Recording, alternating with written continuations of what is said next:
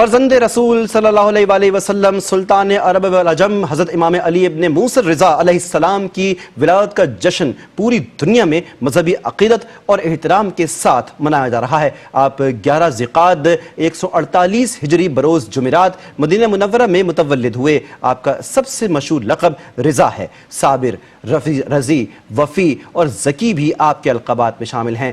امام رضا کو ضامن آہو، امام رؤوف، غلیب الغرباء، سامن العجا اور سامن الائمہ بھی کہا جاتا ہے۔ محمد حسن کی رپورٹ دیکھیے۔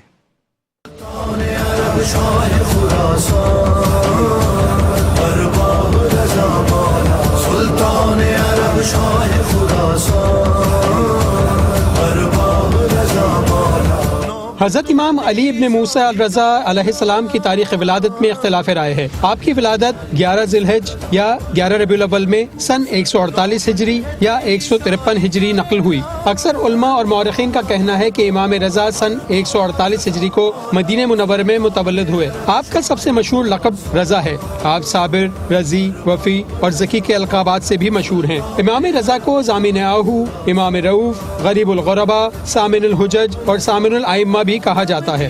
امام موسیٰ الکاظم نے آپ کو عالم آل محمد کا لقب دیا۔ امام رضا علیہ السلام کی کنیت ابو الحسن تھی۔ یہ کنیت امام موسیٰ کاظم علیہ السلام کی بھی تھی، اس لیے آپ کو ابو الحسن ثانی بھی کہا جاتا ہے۔ ابو علی اور ابو محمد بھی امام کی کنیتیں ہیں۔ امام رضا علیہ السلام کی زوجہ محترمہ کا اسم گرامی سبیکہ، نوبیہ یا خیزوران تھا، جو امام جواد کی والدہ تھی۔ مامون رشید نے امام رضا کو اپنے ولیعہد بنانے کے بعد اپنی بیٹی ام حبیب کی آپ سے شادی کی تھی۔ امام رضا کی ایک ہی اولاد تھی جو نویں امام حضرت امام جواد التقی علیہ السلام تھے۔ امام کے بھائیوں میں ابراہیم، شاہ چراغ، حمزہ اور اسحاق تھے۔ بی بی فاطمہ معصومہ اور حکیمہ خاتون امام رضا کی بہنیں تھیں۔ امام رضا کے بہن بھائیوں میں سب سے زیادہ معروف بی بی معصومہ قم ہیں۔ وہ ایران کے شہر قم میں مدفون ہیں۔ 183 ہجری میں امام موسیٰ کاظم علیہ السلام کی شہادت کے بعد امامت کی ذمہ داریاں آپ کی طرف منتقل ہوئیں۔ آپ 20 برس منصب امامت پر فائز رہے۔ آپ ہر درجہ عبادت گزار تھے۔ آپ شب و روز میں 1000 رکعت نماز پڑھتے اور بستر پر لیٹتے تو سونے تک قرآن مجید پڑھ لیا کرتے تھے۔